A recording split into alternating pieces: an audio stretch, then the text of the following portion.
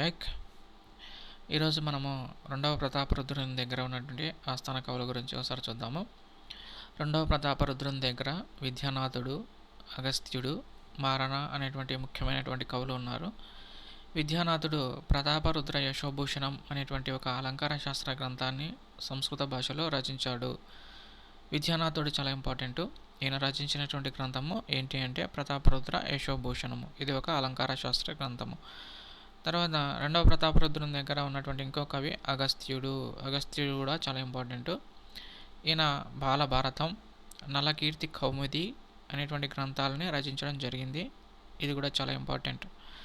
అగస్త్యుని యొక్క గ్రంథాలు బాలభారతము, నలకీర్తి కౌముది. తర్వాత నెక్స్ట్ ఇంపార్టెంట్ మారణ మార్కండేయ పురాణాన్ని రచించడం జరిగింది. ఈ మార్కండేయ పురాణం యొక్క గొప్ప విషయం ఏంటంటే ఇది మనకు అలసాని పెద్దన రచించినటువంటి మను చరిత్ర అనేటువంటి ఒక గ్రంథం ఉంది కదా, ఎంతో గొప్ప గ్రంథము. దానికి కూడా ఆధారమైనటువంటి గ్రంథం ఏంటంటే మార్కండేయ పురాణం అని చెప్తారనమాట. అందువలన మారణ రచించినటువంటి మార్కండేయ పురాణం ఎంత గొప్పదో మనము ఒకసారి చూసుకోవచ్చు. కాకతీయ రాజుల కాలంలో వాళ్ళు పాలనా సౌలభ్యం కొరకు తమ రాజ్యాన్ని అనేక నాడుల్ని స్థలాలను అనేక గ్రామాలుగా విభజించడం జరిగింది. నాడులకు అధిపతిగా నియోగాధిపతిని, స్థలాలకు అధిపతిగా పారుపత్యంగాలని, గ్రామాలకు పరిపాలించడానికి 12 మంది అయ్యగారులని కాకతీయ రాజులు ఆ కాలంలో నియమించేవాళ్ళనమాట. మెయిన్గా మనము స్థలాలకు అధిపతిగా పౌరపత్యంగాళ్ళు ఉన్నారు అని గుర్తుంచుకోవాలి. మరి పరిపాలన అనేది రాజు, తర్వాత రాజు దగ్గర ఉన్నటువంటి మంత్రిమండలి, తర్వాత బృహత్తర నియోగాధిపతులు చూసుకునేవాళ్ళు. అంటే నియోగుల మీద ఉన్నటువంటి అధికారిని బృహత్తర నియోగాధిపతి అంటారనమాట. వీళ్ళంతా ఆ కాలంలో రాజ్య పరిపాలన చూసుకునేవాళ్ళు అనమాట రాజుతో పాటు. కాకతీయ రాజుల కాలంలో అనేక చెరువులు తవ్వించడం జరిగింది. కాకతీయులు అంటేనే ఆ చెరువులు అనేది గుర్తుకొస్తాయి. కాబట్టి కాకతీయ రాజుల కాలంలో ఉన్నటువంటి ముఖ్యమైనటువంటి చెరువులు చూసినట్లయితే మైలాంబ బయ్యారం చెరువుని తవ్వించడం జరిగింది. బయ్యారం చెరువుని తవ్వించినటువంటి క్రమంలోనే మైలాంబ బయ్యారం చెరువు శాసనాన్ని వేయించడం జరిగిందనమాట. మైలాంబ ఎవరో కాదు, గణపతి దేవుని యొక్క సోదరి. తర్వాత రేచర్ల రుద్రుడు రామప్ప చెరువుని తవ్వించడం జరిగింది. రేచర్ల రుద్రుడు రామప్ప దేవాలయాన్ని కూడా నిర్మించడం జరిగింది. రేచర్ల రుద్రుడు కాకతీయ రాజులకు ముఖ్యమైనటువంటి సేనాని అనమాట.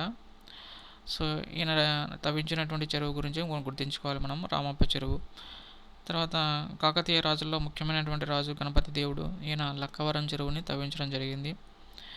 మొదటి కాకతీయుల్లో గొప్పవాడైనటువంటి మొదటి ప్రోలరాజు కేసరి సముద్రం అనేటువంటి చెరువుని తవ్వించడం జరిగింది. ఇది కూడా చాలా ఇంపార్టెంట్. మొదటి ప్రోలరాజు కేసరి సముద్రాన్ని తవ్వించడం జరిగింది. తర్వాత స్వతంత్ర కాకతీయ రాజు అయినటువంటి రుద్రదేవుడు, కాకతీయ రుద్రుడు హనుమకొండ చెరువుని తవ్వించడం జరిగింది.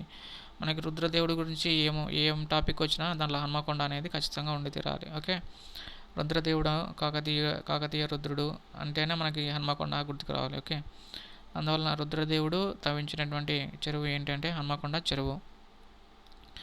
తర్వాత ముమ్మిడి నాయకుడు పాకాల చెరువుని తవ్వించాడు. ఈ ముమ్మిడి నాయకుడు ఎవరంటే గణపతి దేవుని మంత్రి అయినటువంటి బయ్యన నాయకుడికి ఒక కుమారుడు ఉన్నాడు. ఆ కుమారుడే ముమ్మిడి నాయకుడు.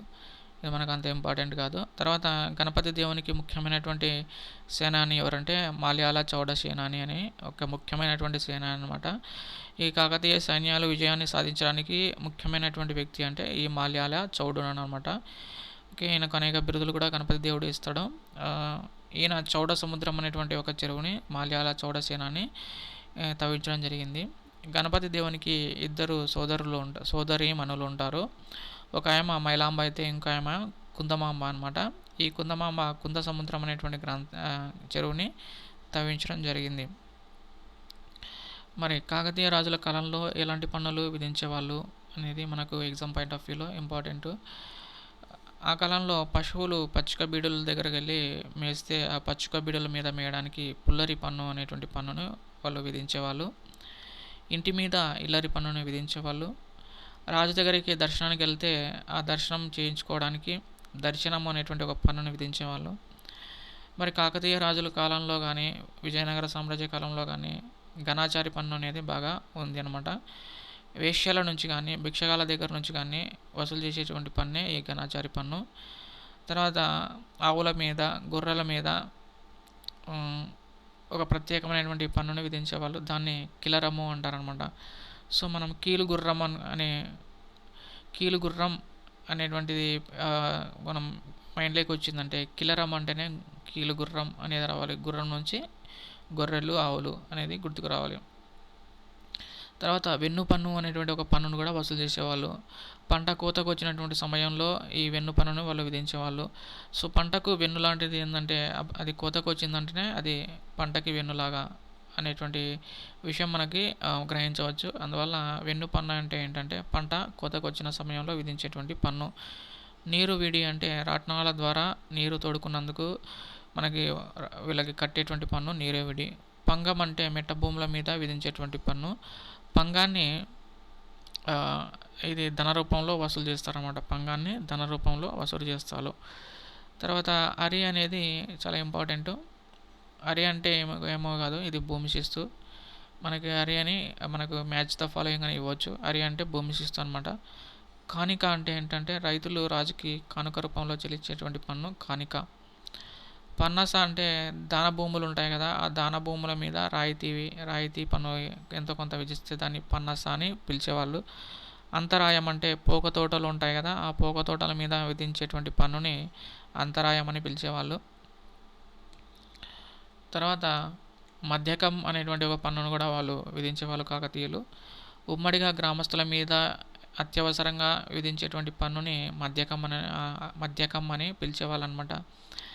తర్వాత కాకతీయులు కానీ తర్వాత విజయనగర సామ్రాజ్యంలో కానీ అనేక పన్నులు అనేది చాలా స్ట్రేంజ్గా వియర్డ్గా ఉన్నాయన్నమాట. పుట్టిన బిడ్డకు నామకరణం చేసే సందర్భంలో కూడా వాళ్ళు పుట్టు పేరు సుంకం అనే ఒక సుంకాన్ని వసూలు చేసేటువంటి దుర్మార్గులుగా ఉన్నారు ఆ కాలంలో.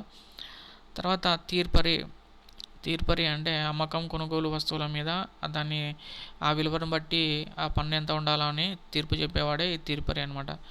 పెరిక అంటే సంచులని ఇంతకుముందు మనం నేర్చుకోవడం జరిగింది. పెరిక ఎడ్ల సుంకాన్ని ఆ కాలంలో వసూలు చేసేవాళ్ళు. అంటే ఈ సంచులు మోసేటువంటి ఎడ్ల బండ్ల మీద కూడా పెరిక ఎడ్ల సుంకం అని వాళ్ళు ఆ కాలంలో వసూలు చేశారనమాట. మరి కరపట్టణాల మీద కూడా వాళ్ళు ఆ కాలంలో పన్నులు వసూలు చేసేవాళ్ళు. ఈ కరపట్టణాలు అంటే ఏంటో కాదు, రేవు పట్టణాలనే కరపట్టణాలు అంటారు. ఆ కరపట్టణాల దగ్గర కూడా పన్నులు వసూలు చేసేవాళ్ళు ఆ కాలంలో.